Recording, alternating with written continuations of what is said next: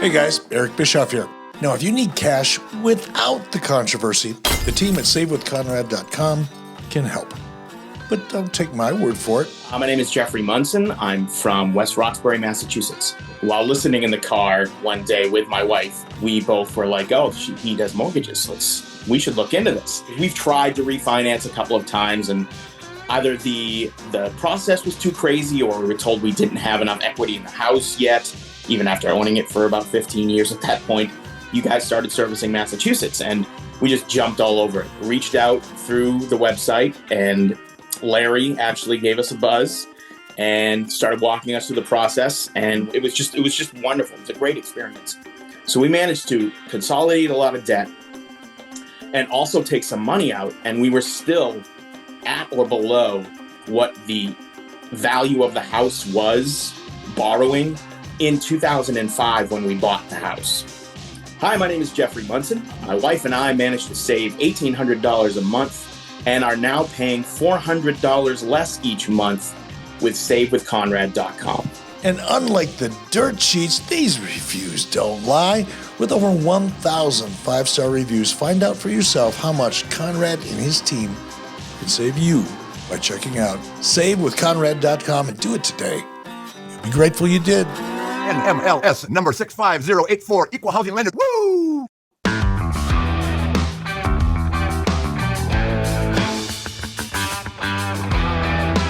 Hey, it's Conrad Thompson, and you're listening to 83 Warning with Eric Bischoff. Eric, what's going on, man? How are you? I'm just doing great. My sister-in-law and brother-in-law are here for a couple weeks, perhaps a little bit longer. They're looking for a house up here in Wyoming. Oh, wow. How about that? That's pretty cool. Yeah, and my nephew just graduated from the Culinary Institute of America down in San Antonio, Texas.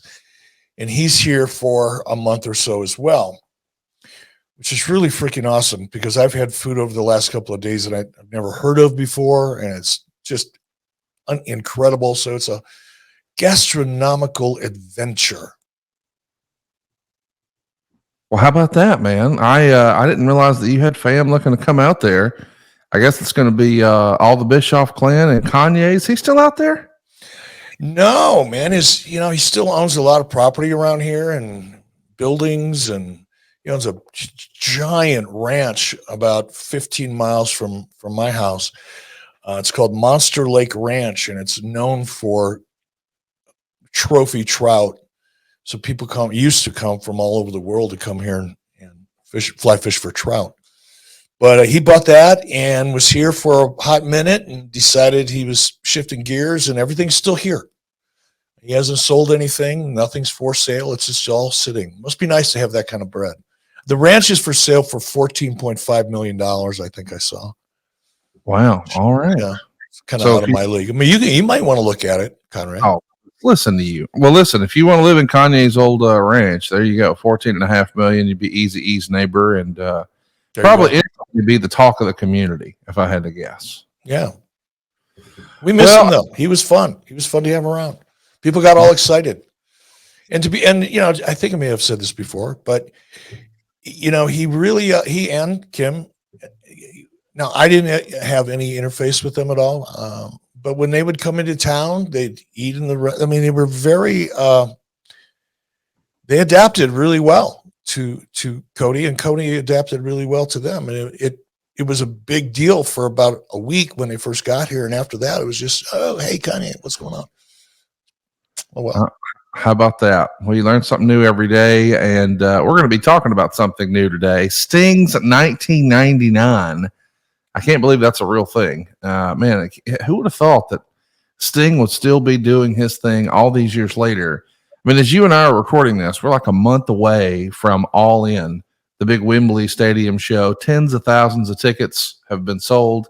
You got to assume this is going to be one of, maybe if not the biggest crowd that Sting has ever wrestled in front of. And man, think of all the other cats who are running around in 1999. They're not going to get that sort of chance. Would you have ever imagined that Sting would have the enduring career that he's had? I mean, this is really remarkable. I mean, yes and no. I mean, clearly Sting is a very, very talented performer. He was there in the beginning of WCW. He was there when it absolutely was in the tank, and then he was there, when we had the success we had in the mid and late 90s. But he was also there when shit hit the fan and wasn't so good. And knowing Steve Borden a little bit, aka Sting, I would have thought that even if there was an opportunity for Sting to continue to perform, I would have thought after WCW he would have probably said, I've had a great career, enough is enough, and engaged the second chapter of his life. But man, he's really been going at it ever since WCW. He hasn't really slowed down. He was in TNA for a long time and did a lot of great stuff there, and then in WWE for a cup of coffee, and then boom, here he is wrestling in Wembley in front of 70 or 80,000 people. It's pretty awesome. No doubt, it's pretty awesome. And we're going to talk about maybe a year that was, not as awesome. I mean, most of us grew up with Surfer Sting. I know I certainly did. He was one of my favorite wrestlers as a kid. And then we've talked a lot on this program about how he adopted a new character in 1996, and that Crow character lives on through today. 1999, man, it just doesn't feel quite as hot as it was in 1996. And frankly, neither. That's an understatement, right? Yeah. Something else we should at least mention when we're talking about wrestling from that era. I mean, you guys had the mainstream in a big way. And I don't think that gets talked about enough. But, the largest pay-per-view of all time, of course, for WCW is featuring Sting in the main event. That's Starrcade 1997 and his quest to best the NWO and become the WCW World Champion, taking that belt from Hollywood Hogan. But the second biggest was Bash at the Beach 1998. We just passed the 25th anniversary of that show, and certainly Goldberg was on it, defending his new world title that he just won at the Georgia Dome. But more importantly, the mainstream buzz led to the second largest WCW pay-per-view of all time. And that was largely built around Hogan tagging with Dennis Rodman, taking on Diamond Dallas Page, tagging with Karl Malone, fresh off of the finals. I mean, you couldn't have planned that any better if you meant to. And somehow, some way, we've convinced Dennis Rodman to come to Starcast, Eric. Can you believe that's a real thing? Dennis Rodman doing a wrestling convention? What in the world? Oh, no, it doesn't surprise me. Dennis loves wrestling. I've told you guys that for a long time. He loves it. He's loved it growing up. He was a fan of wrestling, and he loves the wrestling fans. So it didn't surprise me. And it's in Chicago. But I was really glad to see it. You didn't clue me in. You didn't give me any hints that it might be happening. And I didn't know it till I read about it on social media, and it put a big smile on my face. I think it's awesome. Well, the whole gang is going to be there. We're going to get all of our cast and crew from our podcast network, and of course, a whole bunch of AEW folks. I don't know if it's been announced or whatever, but there's not going to be an AEW Fan Fest that weekend, so you won't have to compete if you're trying to wonder, hey, should I do Starcast? Should I do Fan Fest? Come join us at Starrcast, STARRCAST.com.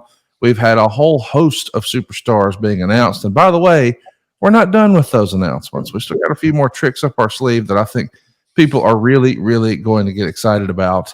Let's talk about 1999 and just talk about how the evolution of this Sting character is moving. It's kind of surreal to see maybe Sting at the beginning of 1998 and then at the beginning of 1999. Like, as a reminder, there's this big controversy about who the world champion should be at the beginning of 1998. Is it Sting? Is it Hollywood Hogan? We're going to set up a rematch for Super Brawl, and that storyline will continue. But Sting is right at the top of the cards. Fast forward to the beginning of 1999, and things are a little different. He joined the Wolfpack in late 1998. He's actually going to lose to Bret Hart in a match for the U.S. title, not the world title, but the U.S. title at Halloween Havoc.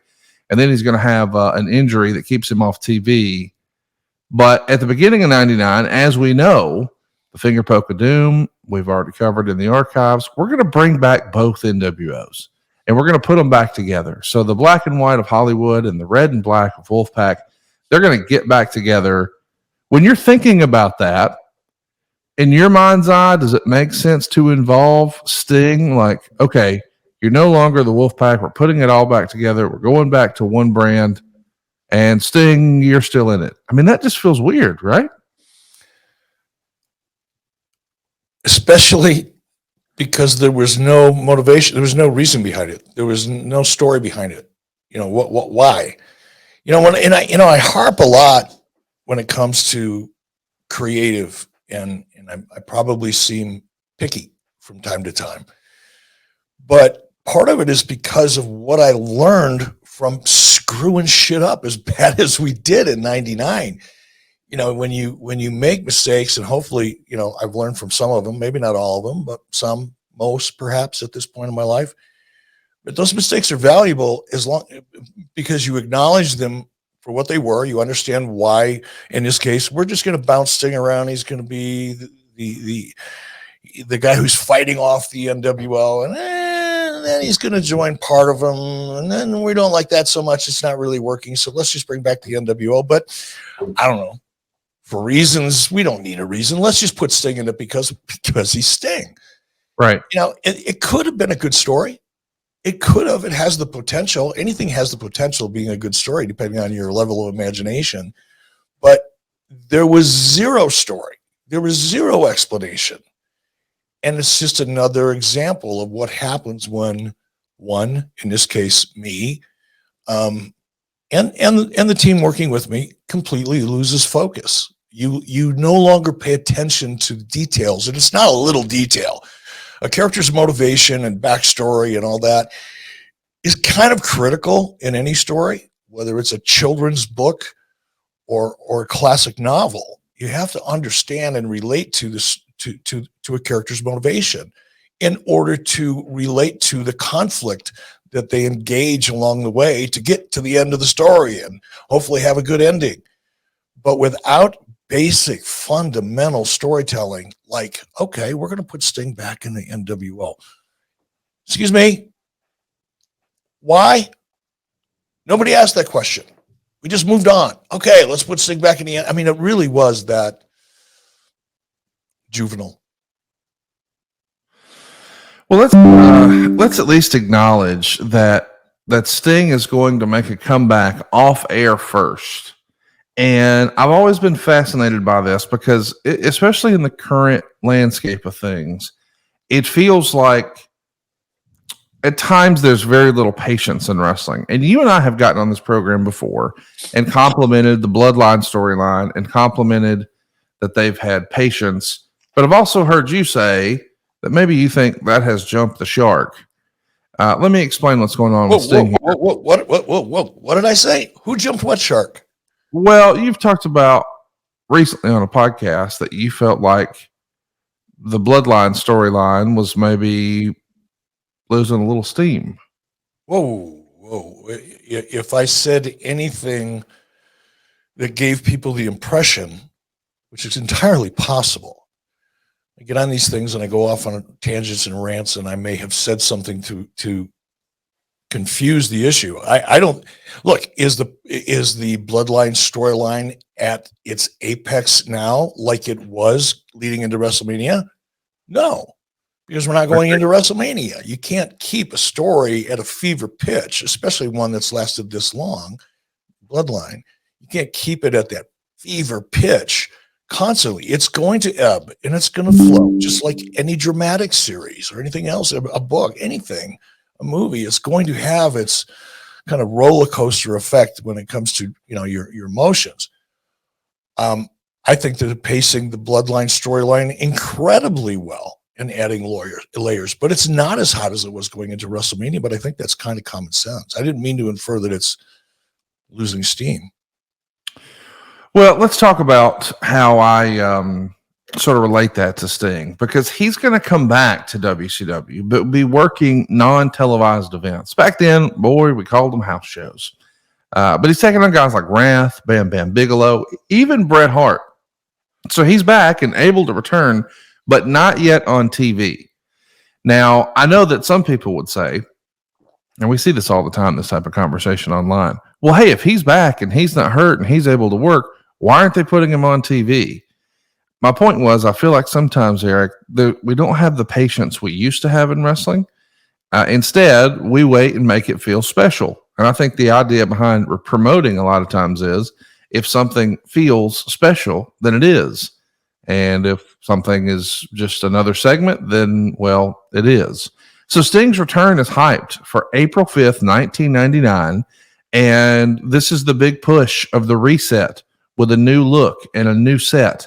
And the main event is Goldberg versus Hollywood versus Flair versus DDP for the WCW title. And during the match, the fans are even chanting, "We want Sting." The match ends in a no contest. Ric Flair retains the title.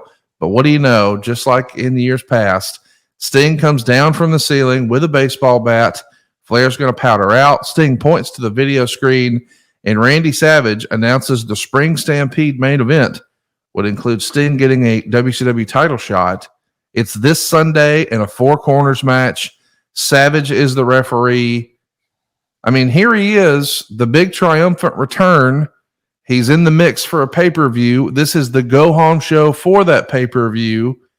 I know that these days people could be critical of that creative, but as a way to get some buzz and some last-minute buys and intrigue, I really like that. Can you talk to me a little bit about, pacing and the importance of having patience? I mean, look, I think a lot of times we've seen some shows where it's like it's one surprise after another. And you and I've talked about that before, where it's like, man, now there's not really a surprise. If there's a surprise on every show, then there's not really a surprise. And I just thought this was well done. Hey, man, let's get him on some cards. Let's let him work the rust off. Let's have some special attractions for the fans in the arena. And then let's have a big idea to bring him back on TV. I thought this was well done. I like it, and I liked it, I should say. And a couple points, in listening to you, because you pointed out a couple good, really interesting things. I think the idea of keeping a character off television necessarily, even if he or she are out wrestling in at live events, non-televised live events, is a way, if done well and supported with other promotional elements, to build anticipation, story, anticipation, reality, surprise, and action. And I had no problem. First of all, I've never looked at, I'm going to be really careful how I say this, because clearly I don't articulate my thoughts as well as I thought I did. Anticipation is in my opinion, is the key to promoting. You got to get people excited. And there have been times when talent has been injured, or maybe there was a contractual dispute. Maybe there was a family issue. Who knows? Whatever. For any reason, a talent is injured or is unavailable for television. Oftentimes, you get frustrated because, if you have a plan, which in 99, I doubt we really did. But if it was 96, 97, 98, there would have been at least a pretty good outline of what we wanted to do over the next 3 to 6 months. And when somebody gets injured in the middle of that, it's very frustrating. But it's also an opportunity to give that character a rest, keep that character off TV. Don't put them on television just for the sake of television.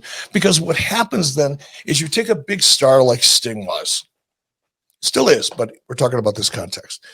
You take a big star like Sting, and because you don't really have a plan, you can't just insert them into something other than, unless you're going to shoot a hot angle, but you don't necessarily want to do that with a top talent if you don't have to. So you put talent out there in scenes or situations, angles, whatever you want to call them, promos that don't really matter because there's nothing behind it. You're not going anywhere with it. It's maintenance. It's kind of like, remember going back to, Stone Cold Steve Austin when I fired him and with the FedEx and all that backstory. One of the things I was trying to do in that situation is bring Steve back and put him on camera just to keep him in the forefront of the audience's mind. In retrospect, that was a bad idea. Now, that's not why Steve didn't come down. If it was, he never said so to me when we asked him to come in and do that interview that he famously refused to do, which caused me to fire him. But he would have been right if he would have said, Eric, no, what am I going to come back and talk about? You're just going to put me on TV and talk just for the sake of putting me on TV and talking. That takes a little bit of the luster off the talent. They no longer feel special. The things that they're involved in aren't special. Therefore, the talent doesn't feel special. So I think pacing, long way around the block to get to your answer, I think pacing is critical. It's a part of planning. And I think the temptation to just, let's put him on TV because he's under contract or because the internet's going to get frustrated because they're not seeing this talent, I think is it's a reaction instead of an action. And it's not a good idea most of the time. Let's talk about Spring Stampede. He's going to be back here. DDP is going to win the world title. This is a big moment for Diamond Dallas Page. I know this episode is about Sting's 1999, but this is the first time DDP becomes the man. And what a group that he's going to share the ring with. His opponents that night are Ric Flair, Hulk Hogan, and Sting. And the special guest referee is Randy Savage. It's just unbelievable. Meltzer doesn't love the match, but in this era, there was a lot of let's load up the card as much as we can with as many names, and we'll figure out if they can have a good match. Well, it turns out these four old school cats having a four-way match with another wrestler as a referee. Maybe we're going to be more heavy on story than on action. It gets a star and a quarter. But what I wanted to ask you about was just the overall presentation of Sting. We touched on it at the top of the show. We had Surfer Sting in 1996. We get Crow Sting. Now here we are in April of 99. I mean, when he was in the Wolfpack, he was wearing red paint. Now upon the return, do you recall there ever even being a discussion about should we modify the look? Should we evolve the look? Should Sting have any changes for 1999? Do you remember that being discussed at all? I don't. Doesn't mean that the conversation didn't take place with Kevin Sullivan or any number of other people, but not with me. Not 99. We're going to try to make the most out of this Sting return. The next night, Nitro is completely sold out. You're no longer running the huge buildings, but still, it's a big building. It's big enough. It's 6,200 fans, $160,000 at the gate, and the show opens with a Sting promo. That was unusual for Nitro. The formula that worked for Nitro more often than not was crazy, over-the-top cruiserweight matches that, man, everybody was talking about. And meanwhile, the other show started usually with a long monologue from Triple H or Mr. McMahon or what have you. Sting's going to come out and do that same sort of thing here, and it's just not very good. Meltzer would point out that, quote, Sting got less over the more he spoke to the point there were boos at the end. And he wound up challenging DDP for a title shot. Sting claimed he was the guy who built the house and seemed mad at people like Rhodes and Hogan who had claimed differently, being he's the only one who was there when the company was formed. I like the idea of him as this old, grizzled veteran, but I do think part of the mystique of Sting is he really approached less is more. He went forever without speaking, and then we were all wondering, whose side is he on and all of this sort of thing. A long Sting promo. Why did you think this was the right call at the time? I certainly don't have the details of those conversations in my head, so I can't make anything up or tell you what we were thinking. I would say if there was any thought process to changing up the format, it probably sounded something like, hey, formulas sometimes are meant to be broken, temporarily at least. And there's nothing wrong with mixing things up so that you don't want the show to feel predictable, even when it's working. It's not a bad idea to change up format from time to time because it gets people's attention. If you imagine turning on the news, and the minute you turn on the news, you've got your anchor, co-anchor, whatever, sitting there just looking at the camera without saying a word. I would get your attention because you're not used to seeing that. Everything is so tight when you see a news broadcast. They don't waste a second They try not to, try real hard not to, especially when it's live. There's nothing wrong with changing it up to get people's attention. I think that, I have to go back and look at the interview. I'll say this with so much respect for Steve Borden and the person and the character Sting. Long interviews wasn't his strong point. It never really was. Sting's promos were best back in the Surfer Sting era. Sting's promos were best when they were short, sweet, to the point, and 100% intensity. Those work for Sting in that Surfer Sting character. Because if you think about that character, just visually, you're looking at that character. It looks like you could plug him in like a Christmas tree and he'd light up.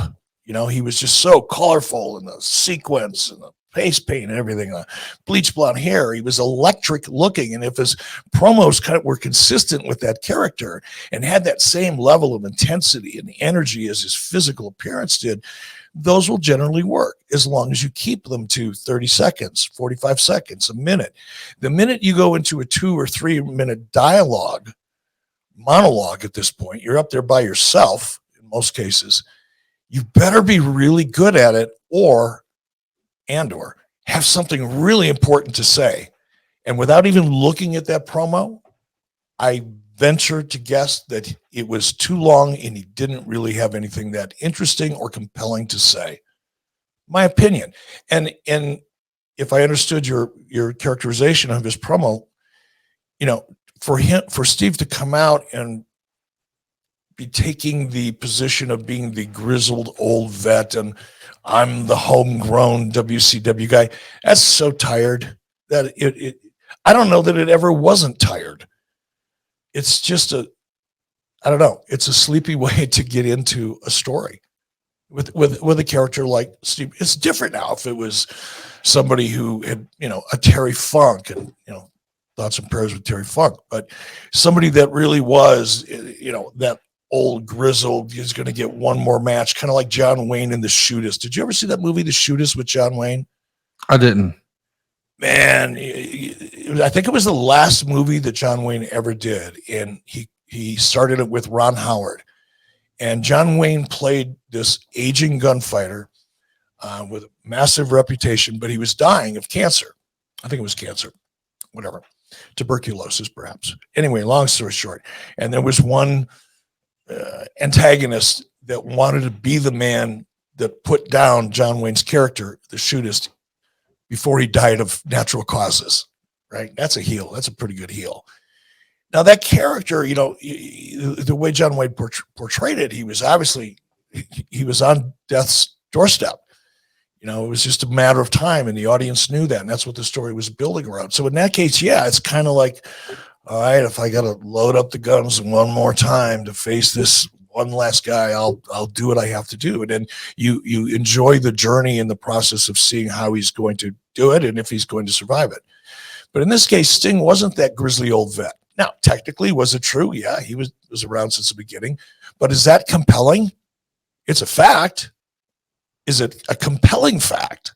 Therein lies the difference. And I think people that have relied upon the heritage, being homegrown, it was one of the things that used to drive me crazy about TNAs. Everything was homegrown, like it was, a restaurant serving farm-to-table food. People aren't necessarily excited about homegrown. It can be an interesting little sidebar or part of a storyline, or part of a character's bio, but it's not compelling. Yeah, I think you're right too. I think that was, I had to look it up, but I think that is John Wayne's last movie. A minor critical or a minor success financially, 13 million and change at the box office. The Shootist. I'm going to look that up. I may try to watch that with my dad. It's a great movie. I'm surprised it does, and Ron Howard was great in it. It was a really, really, really good movie. Told a great story. Well, Sting is not really telling a great story in his promo here. It's not really what we want to hear from Sting. And that's the thing. It's such a deviation from the old Crow character. I want a title shot. I built this house. It came from a place of, instead of I'm saving WCW from you, now it's I want to be the champion. It sort of feels like a promo that almost anybody could do, and that was not maybe what made us love Sting. Well, DDP comes out. And Conrad, and I hate to interrupt you, bro, because I know you've got notes in front of you, but just to put a finer point on that, for Sting, again, not having seen the interview, just working off of what you're telling me here, but for Sting to come out, historically, he's been the biggest babyface in the company for a long time, and then to come out and say, "I built this." That's now, if he's a heel, straight up heel, I guess, go that way. If you're going to get heat by being selfish and have a high opinion of yourself and take credit for shit you shouldn't take credit for and all that kind of stuff, then go for it. It'll get you a little bit of heat if you build on that. But for a character who's been pretty much of a baby face throughout his entire career to come out and take credit for building the company and demanding matches and talking about what you deserve, that is not a good idea. That's not a good formula. Somebody else needs to be saying that for Sting. That would be an announcer's job. Sting should have been humble. Sting should have put DDP over. Right. That could have been compelling. But to come out and take credit for building WCW and being the old grizzled veteran and deserving of something, it's kind of the opposite of what that character should have been doing. Let's talk about what winds up happening. DDP comes out. He doesn't accept the match. Somehow Flair gets involved. And what do you know? Flair winds up working with Sting that night. They go 15 minutes. Sting gets the win with the Scorpion Death Drop. Listen, it does feel like throughout WCW history, certainly on Nitro, whether it's the first Nitro or the last one. Hey, I'm not sure what we should do. Shit. Just let Ric Flair and Sting wrestle. Yeah, that's like our, in case of fire, breakable glass opportunity. Shit, what do? We don't have a plan. Oh, we really need to kind of get some momentum back. I know, Ric Flair and Sting, because it always worked. So that's not just a narrative that fans have online. You agree with that? It became a crutch at times? Absolutely. But it's not like we went into it begrudgingly either, because you knew you were going to get a good match. You had two great performers that the audience clearly wanted to see, and it would get you that bump if you needed it. So no, but it's not like I didn't see it happening in front of me. Of course we did. We talked about it often. Let's also mention Roddy Piper. He's here, and he's going to force DDP to put his title on the line against Sting, and Sting gets the win for the WCW title. This is just a few weeks later after Sting's big return. So a pretty short-lived run for DDP. We put the belt on Sting. In this era, we're in we'll call it the spring of 99. Are we more often than not booking week to week? I know that this.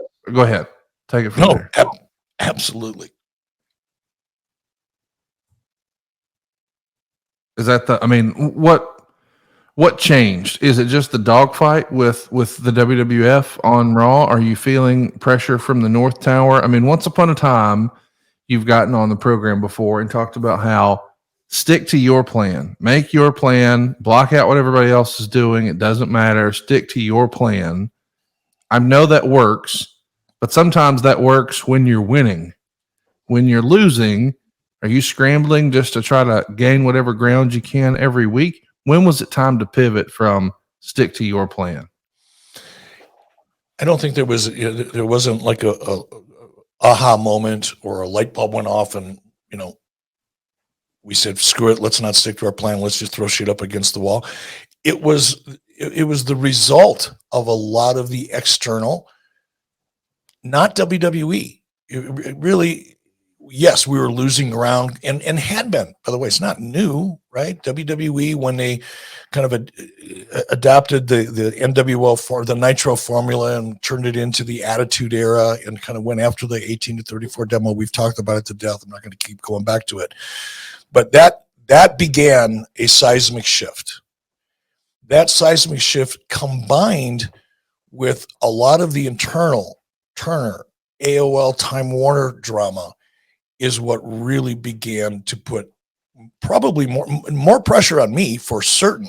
I went from never having a conversation with anybody on the corporate side of things from about 1994 to about the fourth quarter of 98. I had very little contact with my bosses. When it was Bill Shaw, I would see Bill face to face maybe once a month. We'd have maybe one or two phone calls if something urgent was on the table. But for the most part, I barely saw Bill Shaw. Harvey Schiller came in, and I expected the worst when I read about Harvey Schiller and got a little insight into his background. And I thought, oh man, this is going to be fun. I'm going to have this military officer who's worked with the Olympics and in professional sports, and he's going to come in here and try to tell me how to run wrestling. Never happened. Had very little.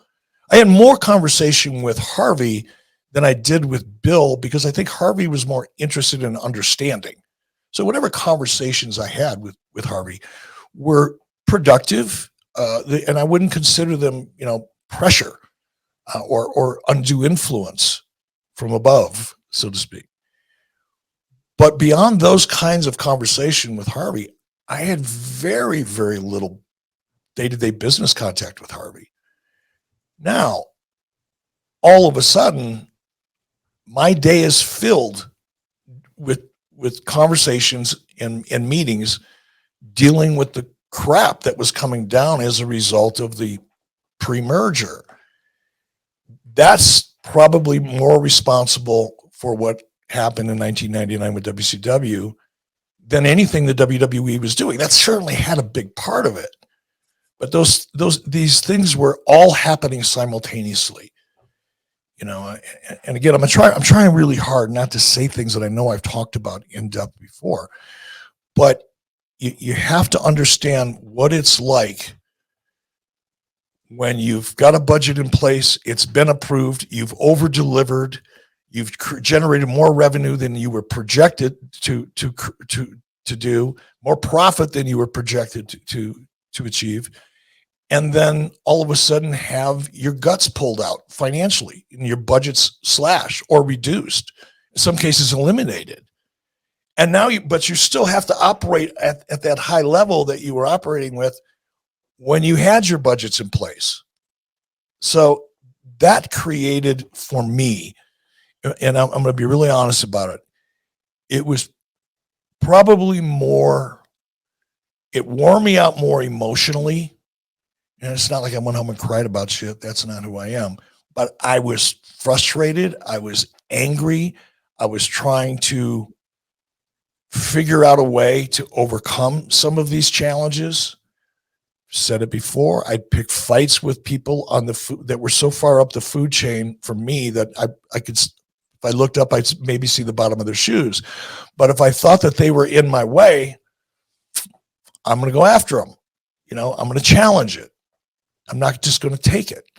Well, that internal battle created, like I said, way, way more problems for WCW than anything WWE was doing.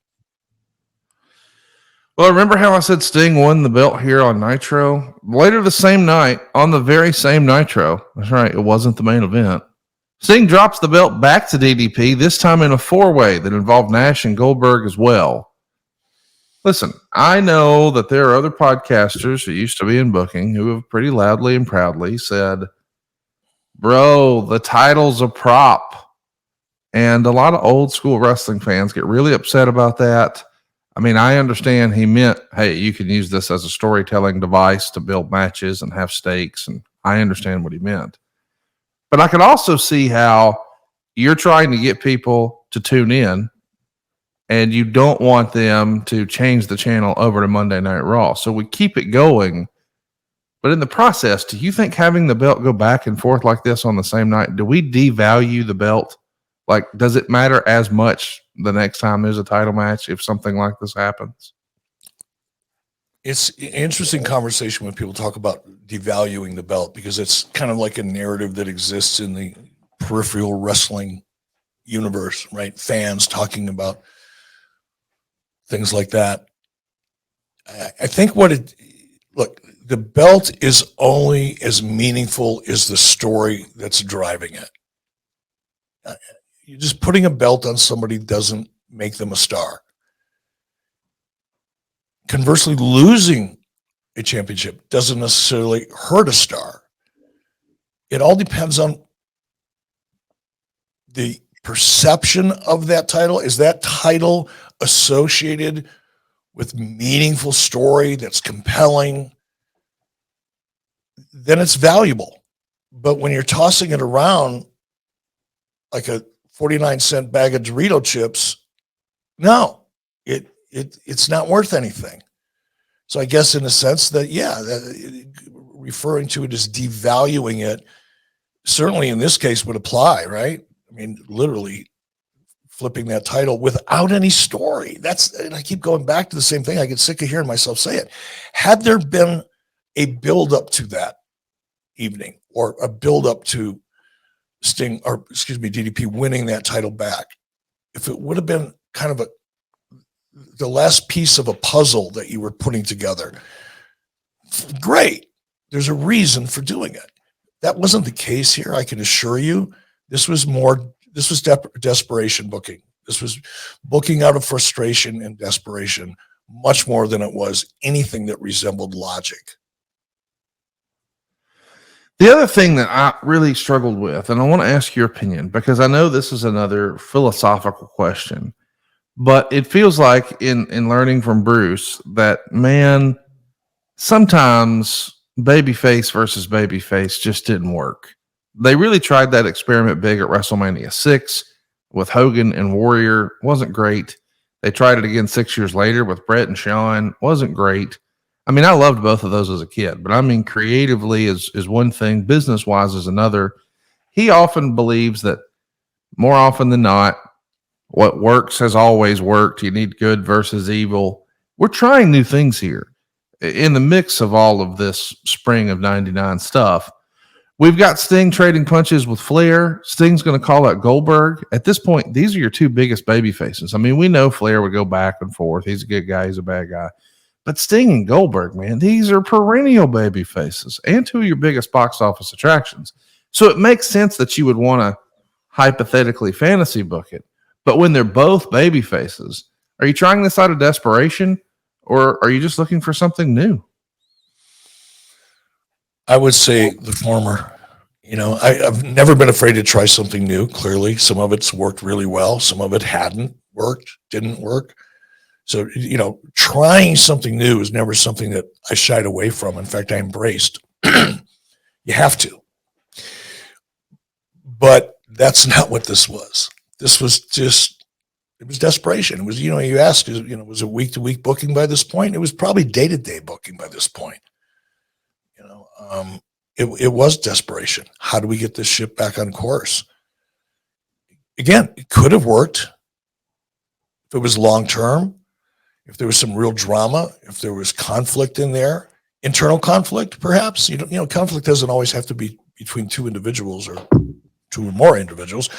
Internal conflict can be far more interesting and compelling for an audience than external conflicts with other wrestlers or whatever. There was none of that. This would have been a great opportunity to, you know, get inside the head of Steve or Sting, the character, and, you know, let's hear him struggle with the fact that he's going to be in there with a guy that he respects and loves.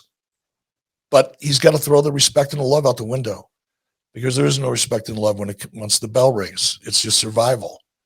That kind of a promo coming from someone like Sting and seeing him struggle with it, like maybe to the point where we weren't sure he was really going to go through with it, because he just did not want to get in there with someone he was as close to as he was Bill Goldberg, all the while putting Bill Goldberg over.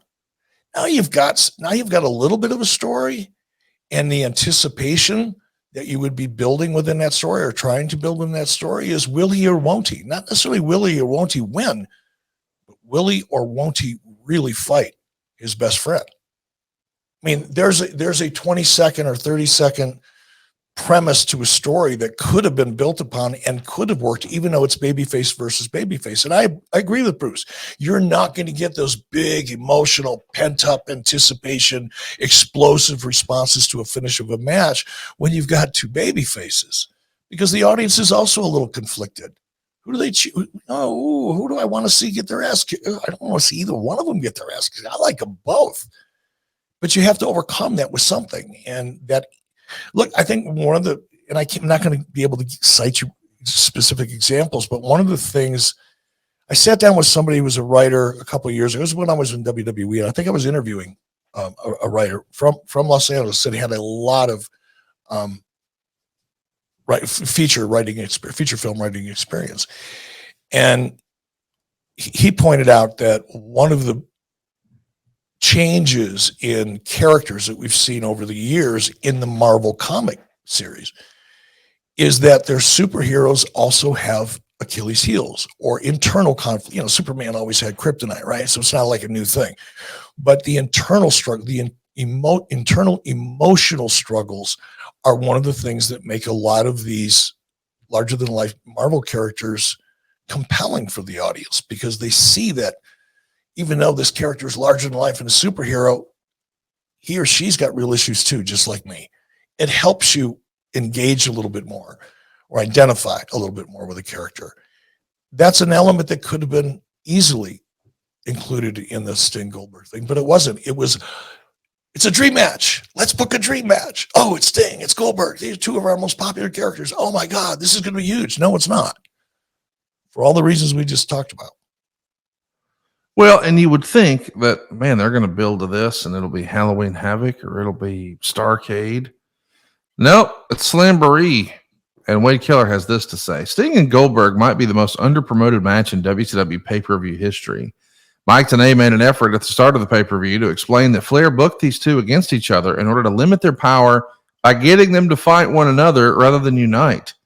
But to throw the Sting Goldberg match on pay-per-view without hyping it to the moon is inexcusable. The so-called WCW franchise of the past 10 years against the WCW franchise of the next 10 years should have alone been enough to pop a huge buy rate. Instead, they brawl briefly on Nitro 6 days earlier for no apparent reason, and then the match isn't even mentioned again on Nitro. I mean, I think it's fair to say here, you know, and you've taken a lot of criticism over the years. Why did you put Goldberg and Hogan on free TV? And we've addressed that. It's in the archives. If you want to check it out, 83weeks.com. However, this dude, come on. I think he's on to something. You had one Brawl 6 days prior, and now it's a pay-per-view match, and that's all the hyping we're doing. Like, this was a missed opportunity. Maybe even bigger than the why wasn't Hogan on a pay-per-view. Like, this is lost opportunity, to say the least. Yeah, I mean, I don't know what else to say about it that would be any different or more insightful than what we just talked about. It was literally throwing things up against the wall out of desperation, hoping they're going to stick, to buy us enough time to try to figure out how to create some momentum. And it really was that bad. And I know I didn't even remember this match happened until we started talking about this episode and doing some research for the show. It's a no contest. Bret Hart's going to come out and deck the referee, Mickey J. He's going to start nailing chair shots on Goldberg. After he leaves, the Steiners are going to come out, and it's just less than ideal. I mean, we're on a page. You know what almost sounds like, Conrad, as you just described that to me? That sounds like a WCW finish circa 1991. There you go. 92. Just, I don't know, let's fill up the ring. We'll have a couple of run-ins. We'll get some heat at the end once it's all over. We'll, all the camouflage and gaga that you hope will create enough emotion that people will not realize that what they just watched didn't really make any sense, and they didn't really care about it going in. The next night, Sting is going to answer Rick Steiner's open challenge for a match for the TV title. They go to a double count out. And then we see Buff Bagwell the following week wrestling Rick Steiner. And about 3 minutes in, a loud noise all of a sudden distracts the Steiners. And a man who appears to be Sting is going to drive Sting's monster truck down to ringside. As the Steiners approach the big truck, the man removes the mask and reveals it's actually Lex Luger. Luger points to the ring, and Sting is standing in the ring. The cameras missed it, but Shivani points out that Sting had actually come in through the crowd. What are we doing here, Eric? We're creatively bankrupt by 1999. Is that fair to say? We're out of ideas. We're a ship with no sail. We're out of ideas. We're out of direction. Yeah. We're out of support internally. We are as dysfunctional as WCW probably had ever been at that point. Not quite, but damn close. Next up, I know what you're thinking. Man, what are we going to do with this whole Rick Steiner Sting thing? Well, we're going to involve Tank Abbott. I can't believe that's real, but Tank Abbott is going to be the special guest referee. And I guess no one has shown him much wrestling. He doesn't even know he's supposed to be counting pins. He's going to clock Sting and leave the cage. Rick Steiner's going to beat on Sting. Sting's going to make his own comeback. And all this sets up the Great American Bash for 1999. It's Sting and Rick Steiner in a Falls Count Anywhere match. And listen, I love Rick Steiner as a performer. I know that, boy, he has become a lightning rod in more recent years. When I was a kid, though, the Steiner brothers were my absolute favorite. And my absolute singles favorite was Sting. So like the little kid in me, man, I would have loved this match. But I have to say, by 1999, Sting working with Rick Steiner was like a demotion for Sting. I say that respectfully, but like I just associate Rick Steiner with being a tag team wrestler, and I associate Sting with being in the world title picture. So Sting having a match with a TV title champion in 99 is like, what are we doing? And it's kind of a nothing match. And Meltzer would say they had no chemistry against each other. He actually gave it a -1 star. What'd you think of this? I mean, this is a new era for WCW. We're even trying new things here. Like Rick Steiner's going to grab the mic and say that Baltimore is the shittiest town in America. I mean, I think in ECW that could have worked maybe, but in WCW, it just feels like, man, we've lost our way a little bit here. Yeah. And there's a little bit of the same, situation between Rick Steiner and Sting as there was between Sting and DDP, meaning it just on paper doesn't make any sense unless you figure out a way to make it make sense. Even though Sting wasn't necessarily a tag team performer on a regular basis in WCW, probably happened occasionally, but he was known as a singles wrestler, obviously. But it was known and in storylines had exploited the true life fact that Sting and Rick Steiner were pretty good friends. They were tight. Again, and maybe there was more of an explanation than we're discussing here. If we go back and look, maybe our announced team is doing a good job kind of filling in some of those holes. Have to go back and look at it to see. But if not, and I would say they probably didn't, because again, they can't fill in holes if they don't have the information in front of them, if they don't know where a story's going, if they don't know how the creative team wants to position them going forward. If you don't have any of that dialogue, you're just filling time out there. You're almost afraid to say too much because since you don't know what's going on, you don't have the information, you don't have the direction of the story. Sometimes it's best to do no harm by saying nothing and being general. So you get a very general, basically ineffective color and play-by-play track while we're watching a match that's got no real backstory and is in complete conflict to everything the audience has learned about these two characters over the last 10 or 15 years. That's what that was. Well, in case you don't have the emotional capacity to watch this match, because what a match it is. I just want to give you the finish, Eric, and I know this is going to do some flashbacks, and I apologize for this, but through the course of the match, the guys are going to brawl backstage. We're going to do a cutaway shot. We'll see Tank Abbott choking a man who looks like Sting with a towel rather. And then we're going to have a bunch of dogs attack Sting. And then the Steiners are going to return back down to the ramp, into the ring, and they're going to intimidate the referee to announce that Rick Steiner has won because he pinned him backstage, even though we didn't see it. Dogs. My goodness, Eric. Dog. I don't hate it as much as you do.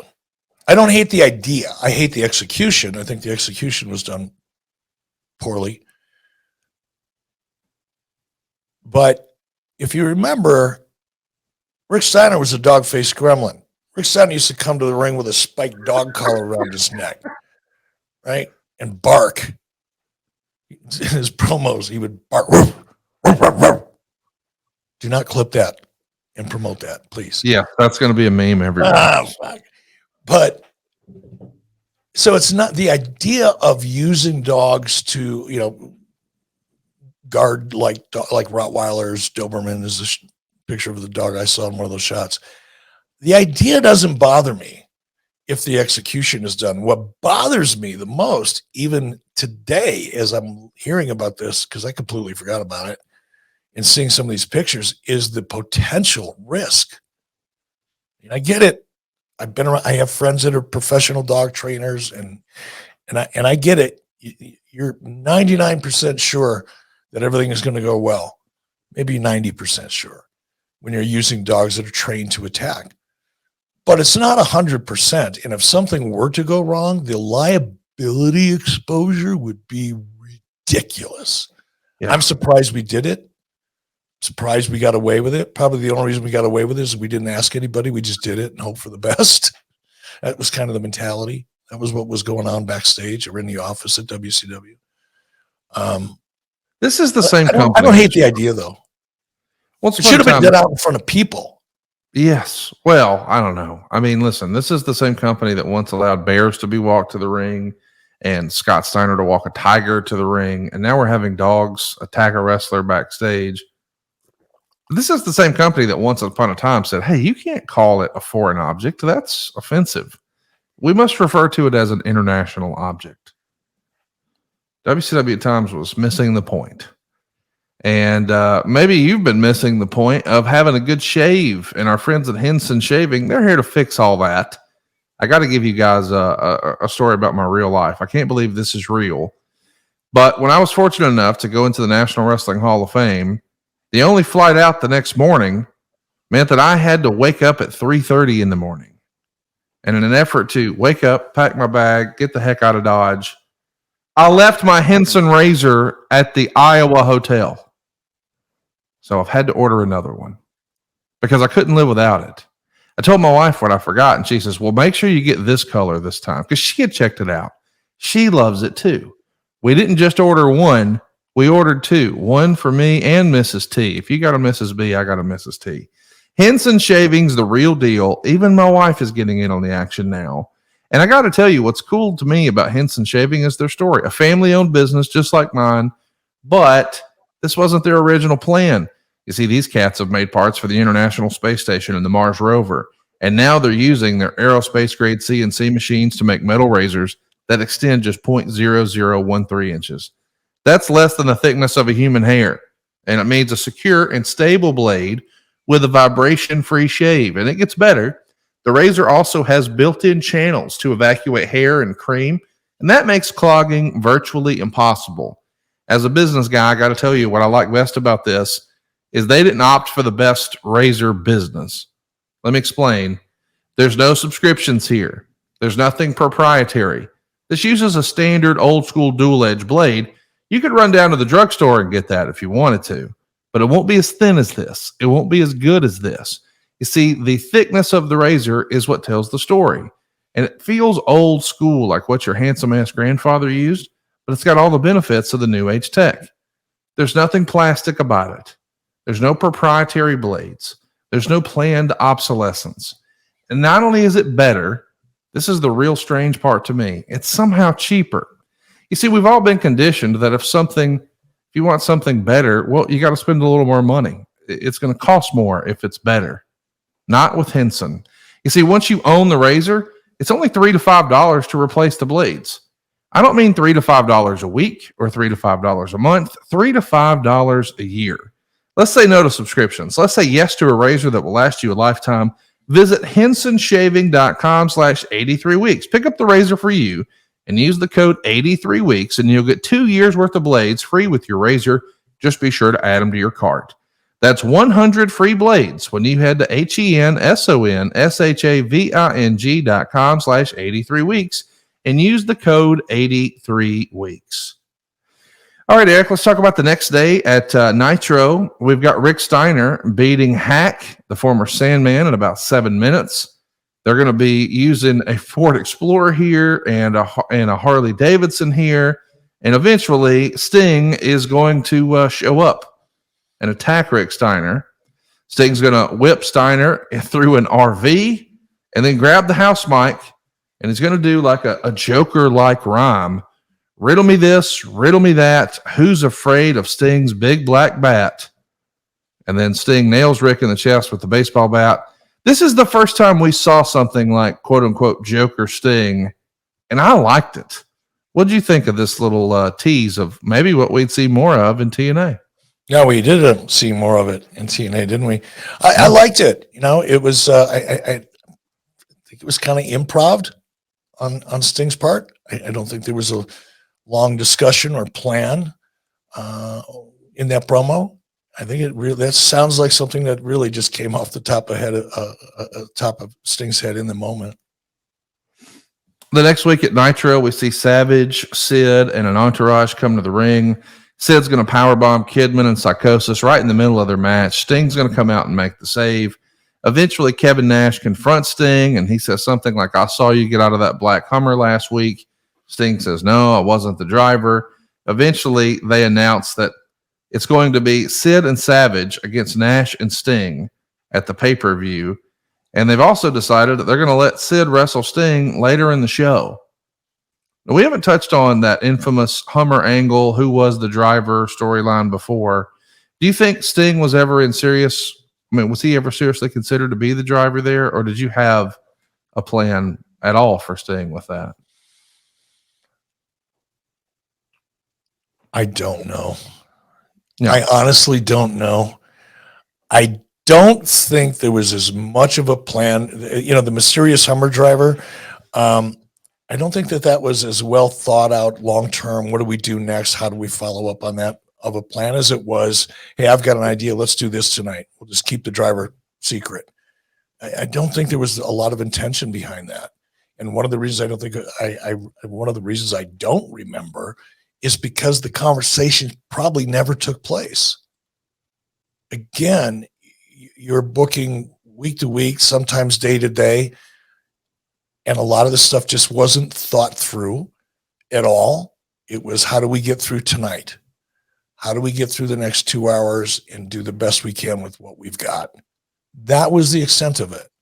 I think the audience has made a lot more out of who was driving the Hummer subsequent to that night. The audience made a lot bigger deal out of it than we did, which, you know, kind of embarrassing, but true under those circumstances. Check this out. We see Sting and Sid Vicious go to a DQ here. We're going to have Lex Luger and Randy Savage get involved. That's not really the story, that there was a non-finish to a main event on Nitro. We saw that a lot. The weird thing about this is, to me, Sting is going to take the mic in response to something Randy Savage was saying and says of him and Lex Luger, we got 2 words for you. Suck it. What? I mean, I understand that a lot of fans who watch this show watch the other show, but what in the world are we doing when we allow Sting to go off the air with that? Again, I will also say that this is more than likely Sting improving in the moment. And it was also desperation on Sting's part. Sting was trying to get over. Yeah. Remember, Sting is a guy who was in WCW when they couldn't attract flies if you rolled horse shit and dog shit. I mean, you just couldn't. They were giving tickets away. They couldn't even give tickets away to pay-per-view. Your house shows, maybe 150, 200 people showed up. Pay-per-views, the performances were embarrassingly bad. and Sting was right there in the middle of it. You know, he was a part of it. He was the face of the company when the company was in many respects at its worst. And then Sting, he rode that out, and he was there when everything turned around. And now we're losing it again. Not just financially, you know, not just perception-wise. Well, perception-wise for sure, but the talent that was getting so used to going out every night, selling out nitros, putting 40 or 50,000 people in an arena for a free television show. You know, that Sting was also there in the middle of that. And then all of a sudden, it wasn't as gradual as some people may think. It happened pretty quickly.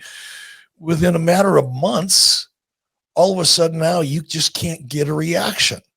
And you're desperate as a character. You're going to do things to push the envelope that weren't necessarily discussed and planned out. You know, I don't want to burst any bubbles here, but for anybody that thinks that everything that happened, whether we were at our peak or fighting from underneath like we were here in 1999, we were not scripted at all. We had bullet points. We discussed what we're going to talk about and how we're going to talk about it, in some cases more than others. But it wasn't like every single thing that someone was going to say was going to be run by me or Kevin Sullivan or whoever was booking at the time. It wasn't the case. So this was really Sting, I think, feeling just the void of energy and connection to the audience, and threw something out off the top of his head that he was hoping would get a reaction. To me, that's what that was. And, you know, Sting, if you ever talk to him about it, may say otherwise or think otherwise, but that's how it feels to me as you laid it out. Well, it's interesting because Bash at the Beach 99 is, I mean, again, we just talked about at the top of the show that Bash at the Beach 98 is just an all-time record show for the company. But if you go back a couple of years prior to that, Bash at the Beach 96, it's where Hogan turned. And you go back a couple of years prior to that, that was the biggest WCW pay-per-view in history with Hogan and Flair for the first time. So what do we do in 1999? What's the world title doing? Well, it's Randy Savage and Sid Vicious taking on Sting and Kevin Nash. That's a tag match. That's a main event. That's big time. That's a lot of star power. But whoever wins is the world champion in a tag match. So Randy Savage is going to pin Kevin Nash to become the WCW heavyweight champion. It's not without a couple of snafus along the way. Gorgeous George goes to give Nash a low blow. She misses. He pauses and freezes, waits for another one. She finally hits it. And now Sid's going to body slam Nash. Big elbow drop off the top. -1 star, according to the Observer. It's probably not the best creative time for anyone, whether it's the talent in the back who are putting this together or the talent in the ring who are trying to make it happen. Along the way, we've got even more uphill battles for Sting. The next night, we see Ric Flair beat Dean Malenko in 8 minutes and 47 seconds. Flair and Arn are going to beat on Malenko until Sting makes the stave. Sting's going to challenge Flair to a match for the company. Hey, I want to take over control here. So finally, we're getting back to Sting and Flair, but maybe not the Sting Flair match you would imagine. You see, Rick says, okay, fine, but first you got to beat my son. So yeah, the Sting Flair we get first is David Flair for the U.S. title. Sting gets the Scorpion on right away. David starts tapping, but the referee is Charles Robinson. Little Nate's just totally ignores that.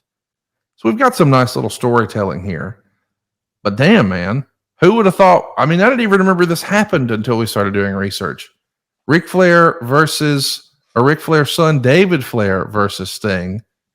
Maybe it skips a generation. I don't know, but this one wasn't as magical as the ones he had with his dad.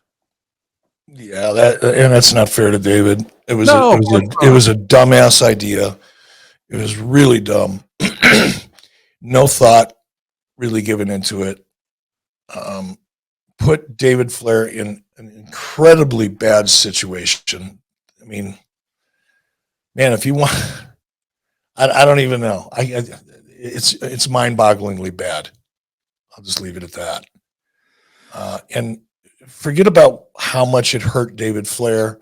Any chance David Flair ever had of possibly having a career in professional wrestling. This was probably a death knell in any potential career that David Flair would have, because you're not only putting a young man out there who doesn't have the experience, it just doesn't. And the audience is not accepting him.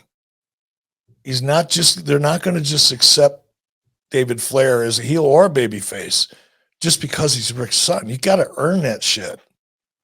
How many times have we seen second generation wrestlers just not live up to the expectation or fill the boots of their fathers that preceded them? There's a lot. And to put David out there with no experience, no chance in hell of being able to put out a performance that would give him some credibility with the audience. Somebody would, yeah, he's young, but man, he's a lot better than I thought he would be. There's nothing there. It's a horrible idea. Well, let's mention that the creative at this time, I think, is being handled by Kevin Nash. In the Observer, Dave wrote this: damn, if Schiller and Siegel actually watched this show, they'd have fired Nash and the rest of the people booking this crap months ago. I mean, listen, you've acknowledged we're fighting and we're trying to scrap and we're trying to gain what momentum we lost and just not get our ass kicked on Monday. And yes, we're booking week to week, but often dated. Hey, Kevin Nash is in an unwinnable position here too. I mean, I don't think all that criticism is totally fair. Like, momentum is a real thing, right? Momentum's a real thing. And building momentum is a really difficult challenge. Maintaining momentum is an even bigger challenge. But trying to recreate momentum once you've created it and lost it is almost impossible, particularly given the situation that WCW was in at that time. And to say that putting Kevin in, first of all, Kevin volunteered for that position because he saw what was going on with me as a friend. He offered to help, knowing, by the way, that was going to come with nothing but heat and criticism. But somebody had to do it. Kevin was a guy that I trusted him. And whether or not I trusted him to be the most creative person in the room or not was beside the point. He was willing to do the work and take the heat. And somebody had to. I couldn't do it at that point in time. I was unable to do it at that point in time. And Kevin, again, seeing what I was going through, stepped up, said, hey, if I can help, I'll do it. And he did. And I don't know who you could have put into that position.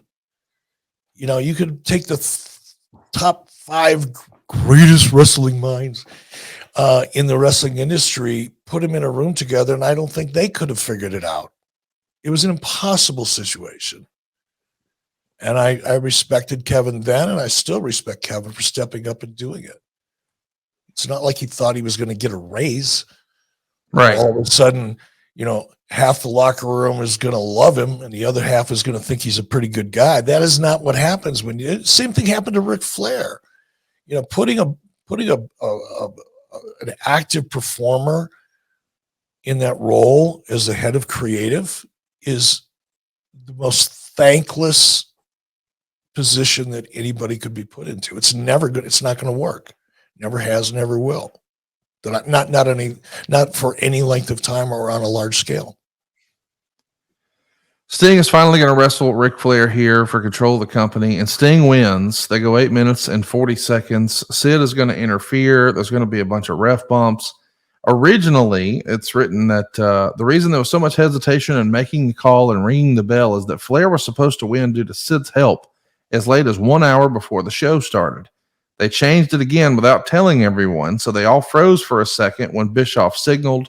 Hudson played it really well, and the guy ringing the bell wouldn't ring it, figuring the Bischoff thing was a swerve, but the crowd went nuts for the finish. Sid attacked Sting and powerbombed Bischoff until Hogan showed up and Sting took a powder. So, yeah, there's maybe some confusion. Maybe we didn't catch everybody up. It feels a little bit like Survivor Series, and that we know that you're a position of power and you're saying, hey, we need to ring the bell. Here comes Sid. You're going to take the big power bomb. man, we've all talked forever about that big power bomb you took from Kevin Nash, but that one you took onto some boxes off a stage.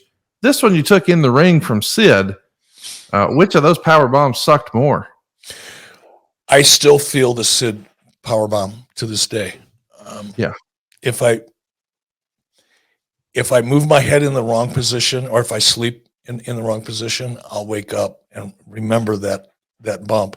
And it was my fault. It wasn't Sid's fault, really. I over rotated. I don't think I took my chin as well as I should have. And that one I felt. The Kevin Nash powerbomb off stage, never felt it at all. I mean, I was excited to get backstage and have a beer. I was so happy with that one. This one, I knew when I hit that it was going to leave a mark, and it did. All these years later, I still remember that one. Let's talk about what's next. Sting is the new president of WCW, and the next week he's going to ask the crowd if he should be Hulk Hogan's partner, and that gets a mixed response from the crowd. Hogan comes out and is saying, "I'm not the same Hollywood I was before. You can trust me." And then we see Kevin Nash team up with Sid Vicious to take on Hogan and Sting. That's interesting. The two guys who were once arch nemesis in a tag team here. What do you think of that creatively? Sting and Hogan together. I didn't hate it at all, and I still don't as you're laying that out, because again, it had the potential. What are people thinking when they see that promo and they hear Hogan's trying to convince Sting that he's not the same guy he used to be, and he can trust him? First thing that should occur to you is, he's lying. He's going to turn on Sting. Is it true? I mean, that's enough there to start a conversation or start a story and build upon it. But unfortunately, it wasn't done. But on paper, the premise of it, I think, had a lot, like I said, had a lot of potential. It wasn't a bad idea.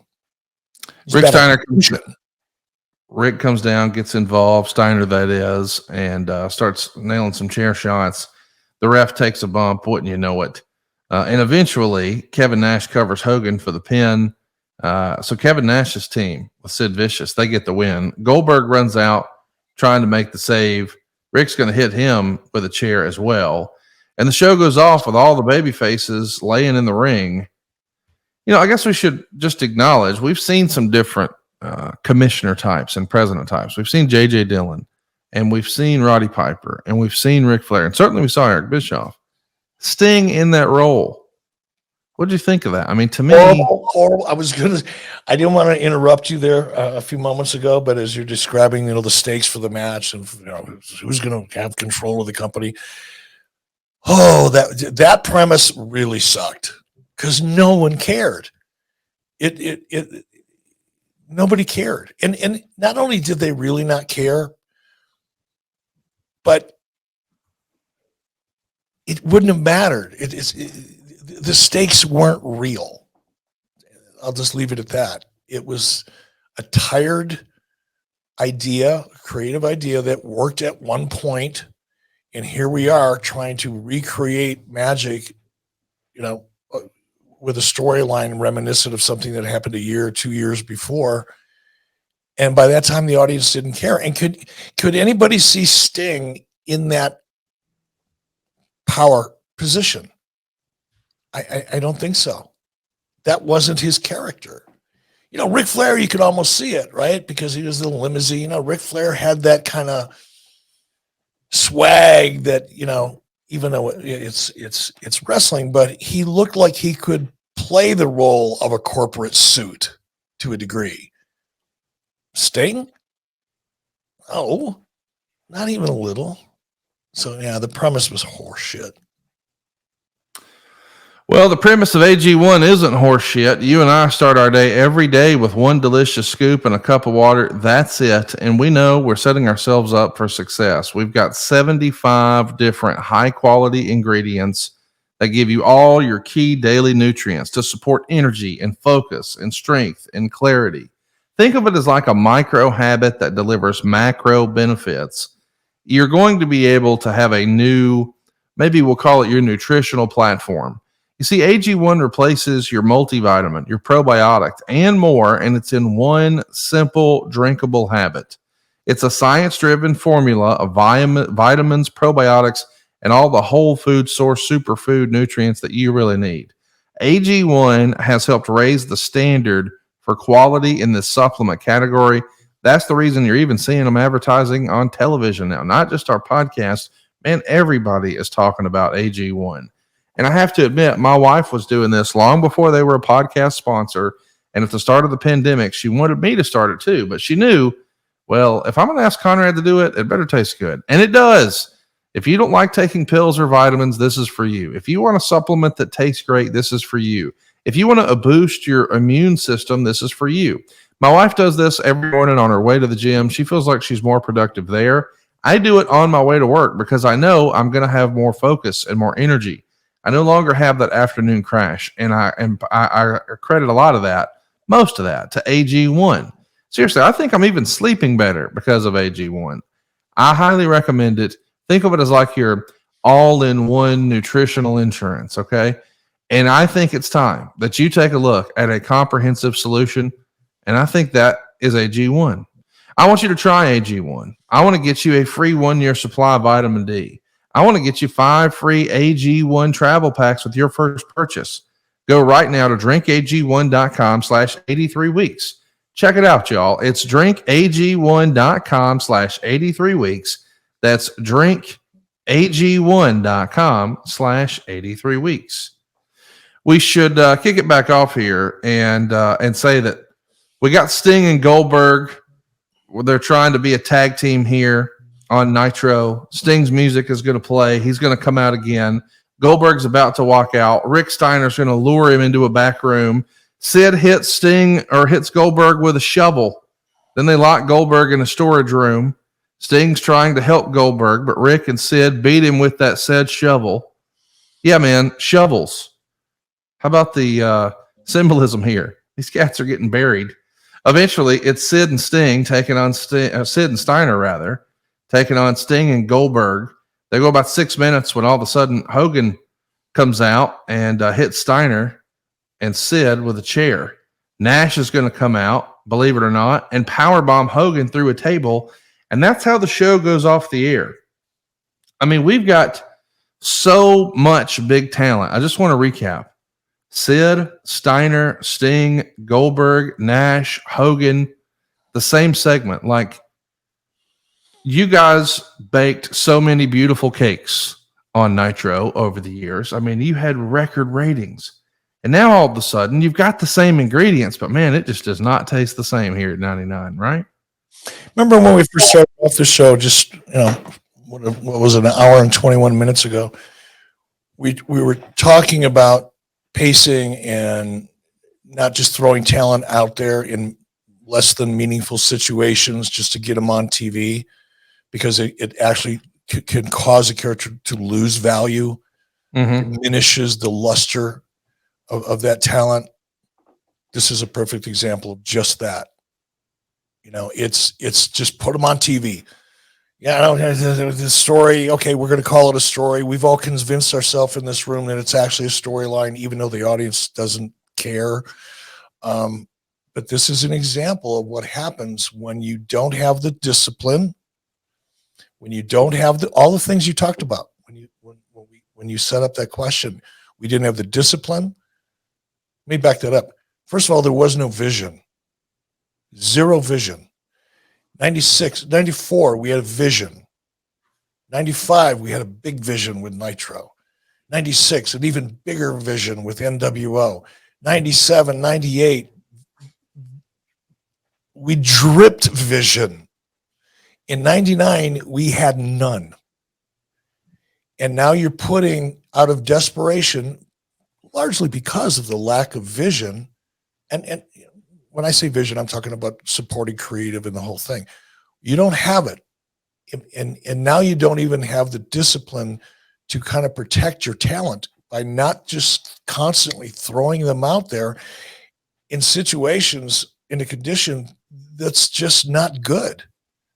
We could have sent half of that top. If you take the top third of that roster and sent half of them home, and just worked with what you had, it probably would have been a better solution or decision, because you would have had some talent in reserve that had a lot of equity that could still mean something, that hadn't been diluted for the last 3, 4, 5, 6 months to the point where nobody cared about them anymore. They were overexposed in under-prepared, non-creative situations. And that's, there's a lot of ways you can get talent over, and there's a lot of ways you can kill talent in the wrestling business. Overexposing top talent in meaningless storylines or angles is probably one of the best ways to kill talent.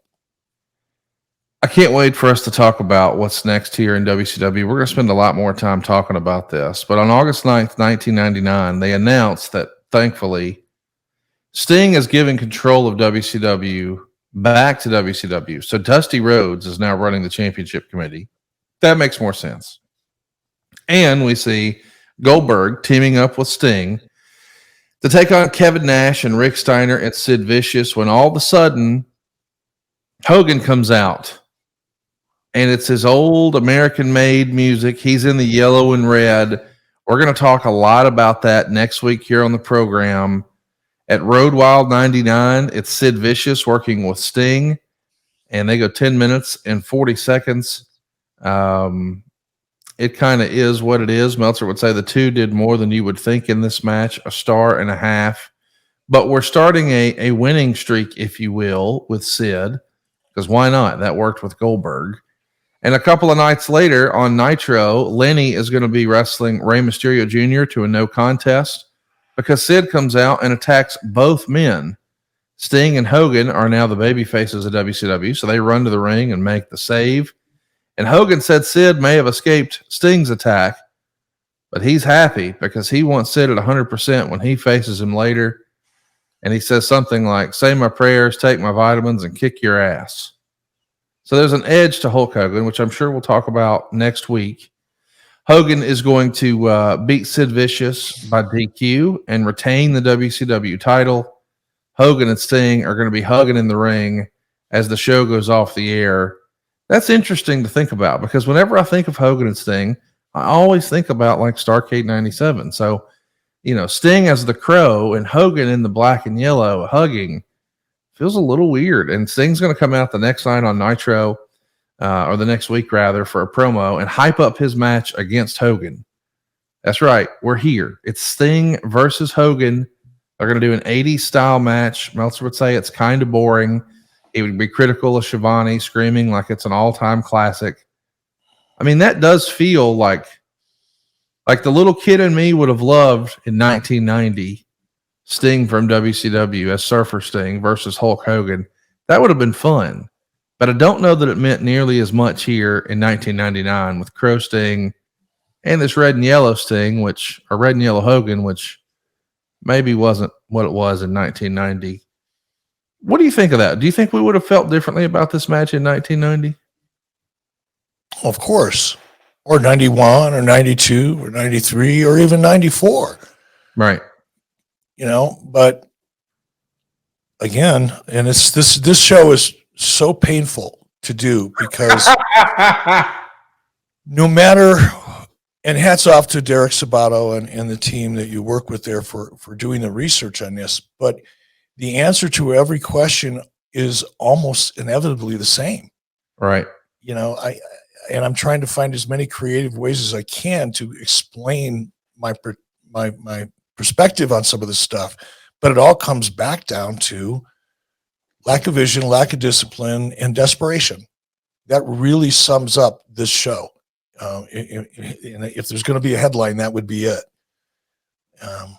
And I don't know what else to say about it. Do I think Sting and Hogan, when I first got there in 1991, hell yeah, it would have been a dream match. Quote, I hate that I hate when other people do this thing with his dream match, and here I am doing it. But yeah, it would have been one of those wrestling magazine covered fantasy matches that everybody could have and would have gotten excited about if it would have been possible. But by this time, We've already seen, they bring Hulk Hogan come back in red and yellow. I'll save it for next week because we're going to talk about it in more detail. But it falls right into that desperation category, much like Sting grabbing the microphone and say, "I got 2 words for you, suck it." Again, desperation, trying to get a reaction from a crowd that just really wasn't into what you were doing. You get the Pavlov's dog response when there was a title change, which is one of the reasons why, titles back then had a tendency to switch hands so often, is because you would get that pop. The audience in the arena is going to react when they see, because they've been conditioned to. They're going to react when they see a title change for a minute and a half, and that's it.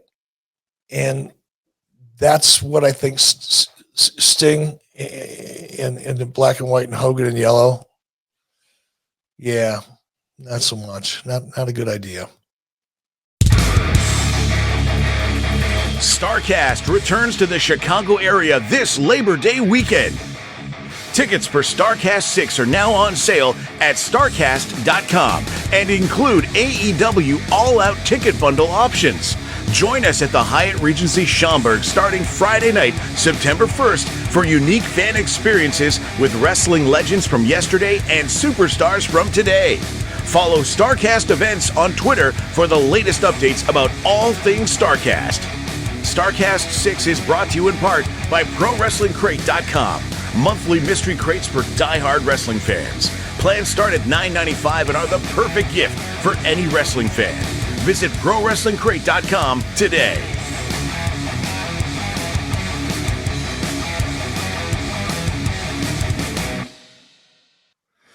Well, as you probably imagine, this Sting and Hogan thing, surprise, it doesn't have a clean finish. Here comes Sid and Steiner. The next week, we continue this whodunit. Mean Gene is going to be interviewing Lex Luger in the middle of the ring, and he's going to say, "Hey, I've been trying to tell my friend Sting of so many years that Hulk Hogan's a scam artist, but I've got a photo here that proves that Hogan was the person driving that white Hummer that tried to take Kevin Nash's life and career." And of course, Hogan comes out and says, "Oh, that doesn't prove anything." And Sting's yelling at Hogan, "How many times have you stabbed me in the back already?" Shivani's saying, "We need to see more evidence." A week later on Nitro, we see Sting and Luger go into Hogan's dressing room, where we see Hogan seated with Bret Hart. The lights go out and Sting is knocked out. Hogan and Luger are blaming Bret Hart. Bret Hart is blaming Lex Luger. So they have a battle royal the next week to determine who's going to get a title shot at the Hogan Sting winner. So we see a cage match, Hogan and Sting and Goldberg beating Sid, Page, and Steiner in 4 minutes and 24 seconds. Meltzer would say late in the week they decided to make this a War Games match, since they historically do a September pay-per-view with a War Games match. But they're not going to this year. Unfortunately, they had already sold tickets as if it was going to be set up for one ring. So a 2-ring setup couldn't be done at the very last minute. So this is WCW maybe at its worst, but still, we're building towards Hogan and Sting on a pay-per-view in just a handful of days. The story gets a little bit diluted. Maybe.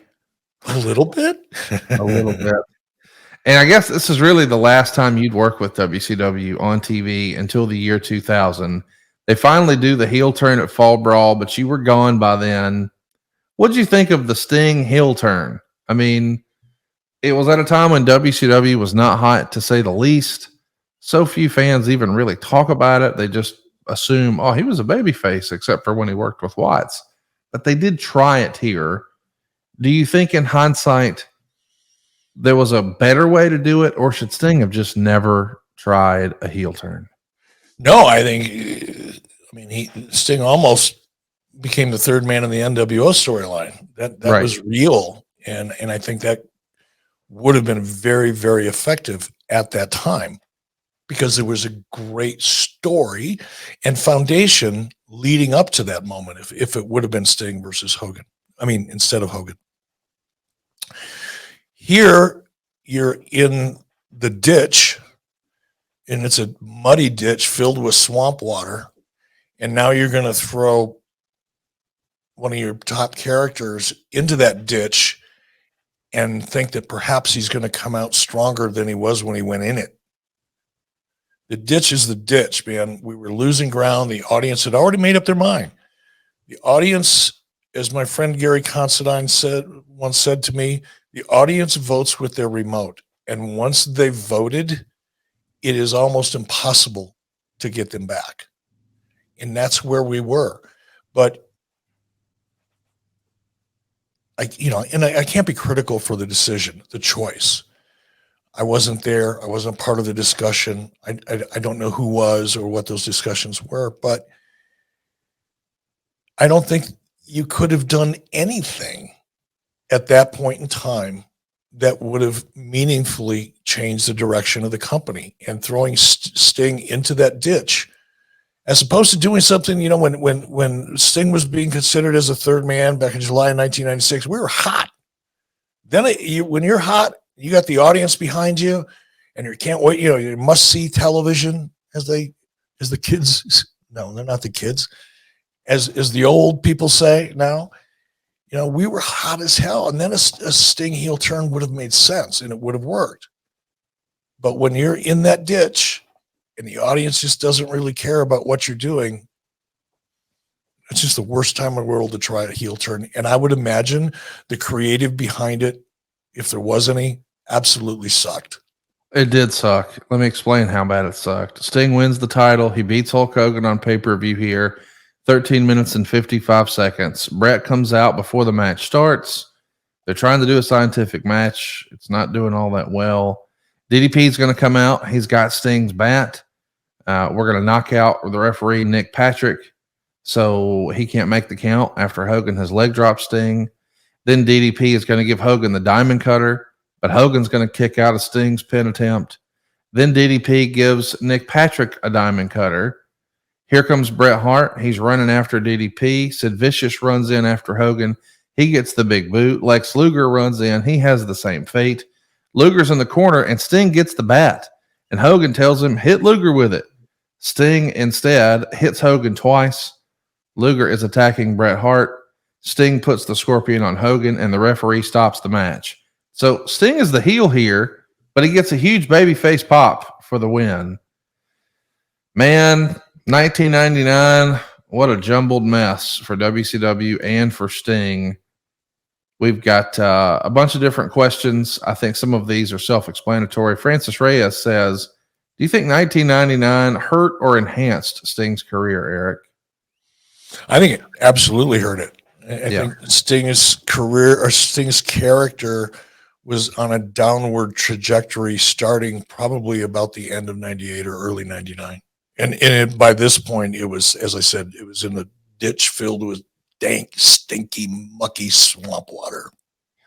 Dylan Leahy says, is Sting the biggest babyface that WCW had, or does Eric think there's someone else that was a bigger babyface for WCW? Define bigger. It's hard to deny that Bill Goldberg at a point in time, it was a relatively short period of time, talking about a year or two, not talking about a 10-year or 15-year career, but it's hard to deny that Bill Goldberg wasn't arguably the biggest babyface that WCW produced. But Sting had a far longer career at an extremely high level. So it's kind of hard to compare the two. Here's a great question. Trevor wants to know, in 99, Hulk returned to the red and yellow. Was there any consideration of Sting reverting back to Surfer Sting? That's a great question, Trevor. And I think there was conversation from time to time about it, but I don't think Steve Borden wanted to go back to that Surfer Sting character. He had grown tired of it by 1995, right? 1996. Just go back and look at some of the videotape of him, over on Peacock. He was already starting to let his hair grow out, and he quit dyeing it. And, he was already modifying his character without there ever being a reason to modify it. He's just grown tired of that character. I understand that. And it was fortunate for Sting that the Crow character, because of Scott Hall, and in that moment, we were all sitting backstage and Scott just laid it all out. and Sting's eyes were as big as Coke bottles, and everybody was excited about that. Had it not been for that moment in that venue, had Scott Hall not, essentially laid out that Crow character, I don't know where Sting's character would have ended up.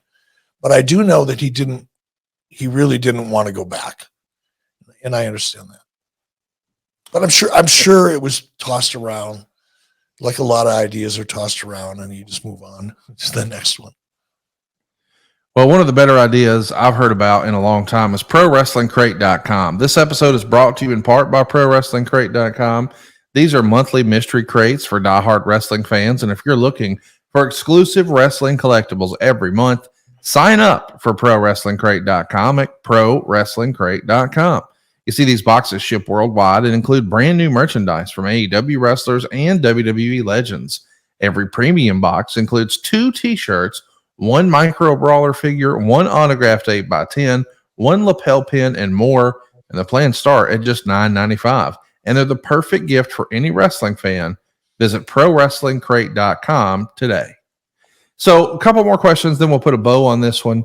Ryan Connolly has a great suggestion here. I don't know why we never thought of this. Could Sting have worked in 1999 as a heel if he removed the face paint and did so in a dramatic break from his previous 2 iconic looks to stick it to the fans and be about money rather than turn on Hogan? I just want to remind everybody, once upon a time, Kiss did this, and boy, fans were not all about it. Like, they were synonymous, Kiss was, with the face paint. That's what fans who went to their concerts wanted to see. They wanted to see that guy, and now they couldn't. And I understand they like the music and all that, but man, it was such a big part of the presentation. I think fans would have really gravitated to that. Like, you're not giving us what we want. You're not wearing the Sting paint. You don't look like Sting. I know it would have been a major departure and certainly would have taken a lick on the merchandise side maybe, but man, if you really want to be a heel, just get away from all that. That's pretty smart. What do you think of that? I love it. I love it. And look, if you know you're in a desperate situation and you're throwing things up against the wall, hoping something is going to stick, if you're going to take a chance like that, that would have been a good one. Because unlike the Kiss example, because if you're Kiss, you don't want that audience mad at you. You don't want that audience pissed off. But if you're a wrestling character and you're needing to make a dramatic change in your character, then you want to piss them off. You want them to be angry. And again, it's all in the execution. That's just really, really a good idea. Like if I'm sorry, what was the name of the person that sent that in? The question that we got was from Ryan Connolly. So if Ryan would have been in the booking room with us and would have thrown that out there, let's say there's 8 people in the room, including Ryan. Out of the 7 that were sitting there listening to Ryan, who was the 8th, I would say 4 of them would have went, "Oh no, that'll never work." The other 3 would have probably, and I would have been one of the other 3, would have said, "That's so fast. Let's dig into it. Let's play with it. Let's expand on that idea to see if we can find a way to make it work." I like that. Of all the things that we tried, from Surfer Sting to Crow Sting to red and black Sting, back to black and white Sting, and now heel Sting, that he still looks like the Crow Sting. What a muddied mess. This would have been something I would have loved to have dug a little deeper into and explored. It's a good idea. Great idea. Where were you, by God? Hey, a wrestling historian has a great question for us. He always brings the good questions. Can you tell us how you were able to get Seek and Destroy by Metallica for Sting's entrance theme? We did a little business. What was Dave's name? Dave's last name? Dave from Metallica. Can't remember his last name. We got fairly close to them, and it was just a music licensing deal, but it was an easy one for us to do with them. I think you mean Dave Mustaine is who you're thinking about, but wait, yeah, so I guess it wasn't really Metallica. Right? I Seek and Destroy is Metallica. But you're thinking of Dave Mustaine, I think, is who you're talking about. But like Perhaps. the members that I think of are James Hetfield and Lars Ulrich, and I mean, I know Dave was in it way back when, but he kind of did his own thing. Either way, though, it is interesting to think that long before Tony Khan was licensing music, real music, and you were doing it for Hogan and Sting and some others. And one last one, Andy wants to know: do you feel the Wolfpack version of Sting was a missed opportunity? When he went Wolfpack, it was huge, and it seems like there was so much left on the table. Do you think there was? See, I disagree with Andy on that one. I don't think it was huge. I think it was the beginning of the desperation era. You know, we went from the Herd era to the Watts era to the Nitro era to the desperation era.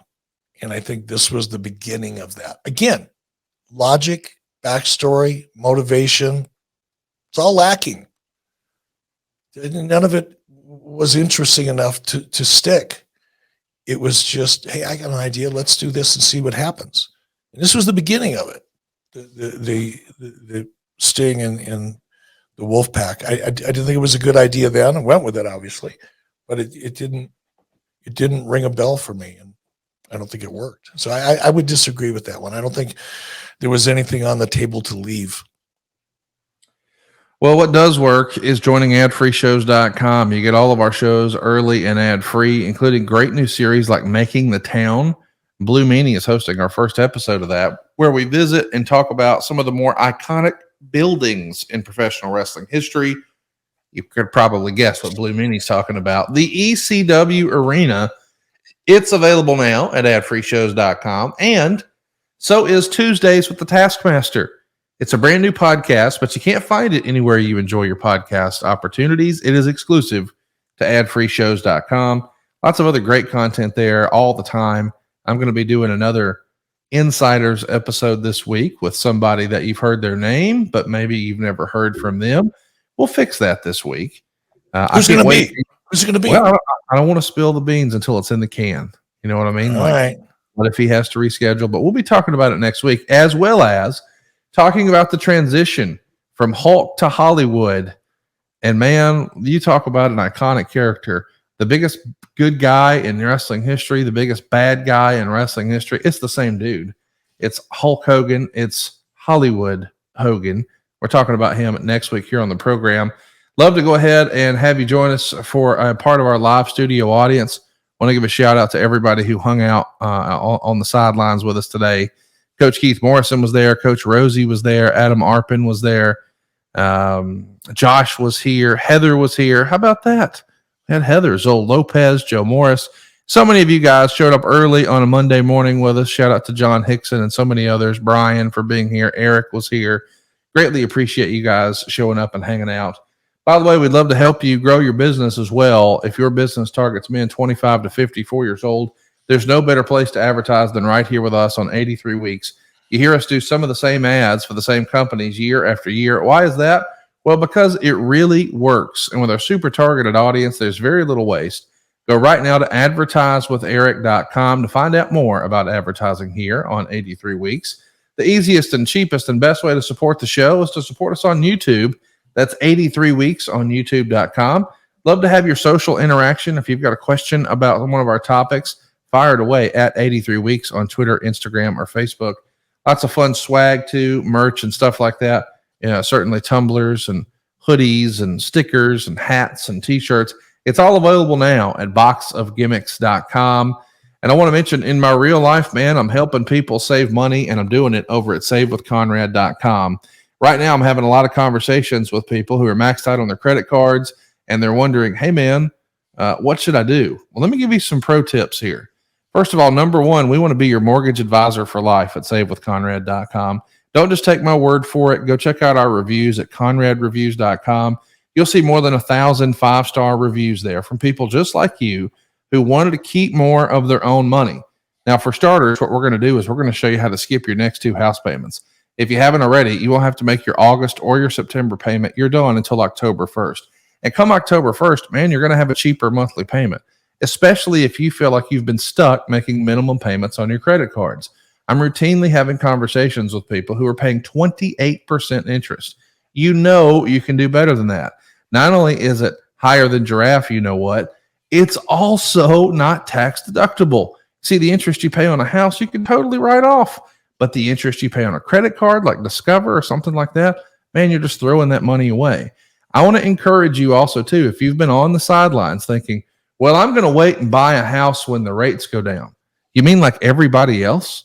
I can't tell you how many people that I had conversations with during the height of the pandemic who made dozens. I'm talking about dozens of offers on houses, and they didn't get it. And that's the reason this hysteria of people paying $50,000 and oftentimes $100,000 over asking price happened. Now is not that circumstance. Yes, rates are a little higher, but will they stay there? No. I mean, ask any expert. They all know that rates are going to improve. Now, the reason I bring this up to you is I think you can get the deal of a lifetime on a house right now, whether you're buying or you're refinancing. Because again, you're going to refinance again in the future. If you're buying a house right now with rates where they are, when they fall 2% over the next 18 months, are you going to refinance? Of course. So let's take a look at the monthly payment difference you would make over those, say, 18 months. That's what you're really paying. And I'm seeing people who are saying, you know what? I think I'd rather spend an extra $100,000 for the same house in 2 years rather than pay an extra $200 a month for 18 months. Wait a minute. What? You see, my country math says, wait a minute. You just chose $100,000 higher rather than, $3,000 high? Dude, what are you doing? Let's go ahead and find out. Let's run the numbers. Let me show you how to save money on your current house, get rid of all your debt, and at the same time, not have to pay a whole new set of closing costs. Let me explain. We have a brand new program that we rolled out years ago that was the leading edge in the industry. It's a 7-year guarantee, and we've been doing this since 2015. If your needs change in the next 7 years, we'll refinance you again without charging you a whole new set of closing costs. Guys like me get paid when we charge you 1% origination. We won't charge that at all. Now, might we have to have your house appraised because it's worth more money? Sure, you'll have to pay for that.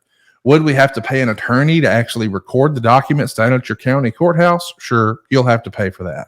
But there's no brand new set of lender fees on our side. We want to be your mortgage advisor for life. And the way to do that is to go right now to savewithconrad.com. And I'm talking to you if you think you don't qualify. I can't tell you how many times I have a conversation with somebody who says, well, I'll never be able to buy a house because I filed bankruptcy 3 years ago. Dude, you don't have to worry about that. FHA lets you do that when you're just 2 years out of bankruptcy. Think about that. If you file bankruptcy in 2021, you can buy a house today with 3.5% down. You maybe didn't know that, but you know me, and that's all you need to know. Go right now to savewithconrad.com. I want to help answer questions. I want to help you get out of that apartment and into a house.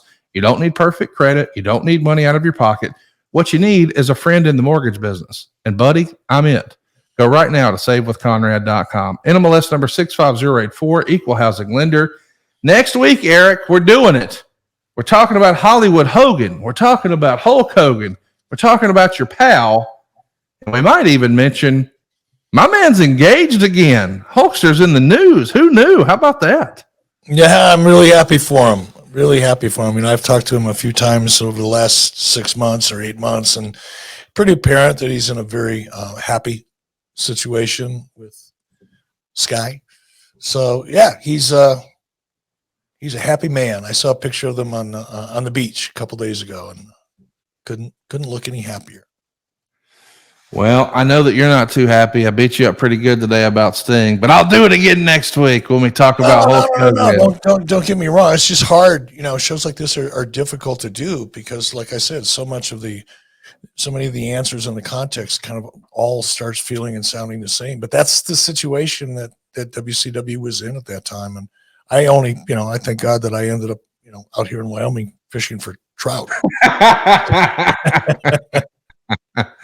It was the best of times. It was the worst of times. It was WCW in 1999. We'll be back next week talking all things Hollywood Hogan right here on 83 Weeks with Eric Bischoff.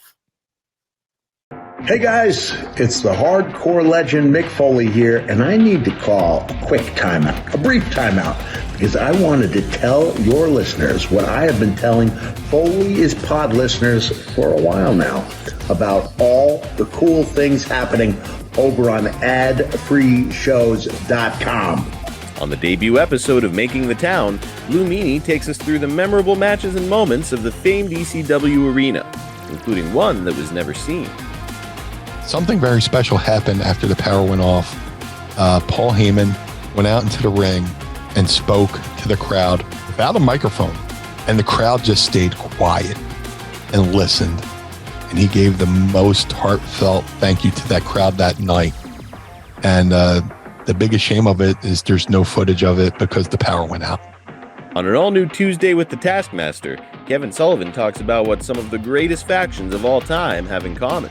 4 horsemen, 4 guys when they're at their strongest. NWO, 4 guys when they're at the strongest.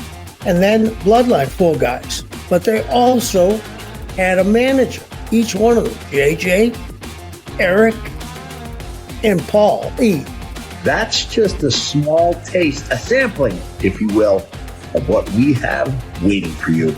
With 4 levels to choose from. See for yourself why AdFreeshows is the best value in wrestling today. Sign up now at AdFreeshows.com.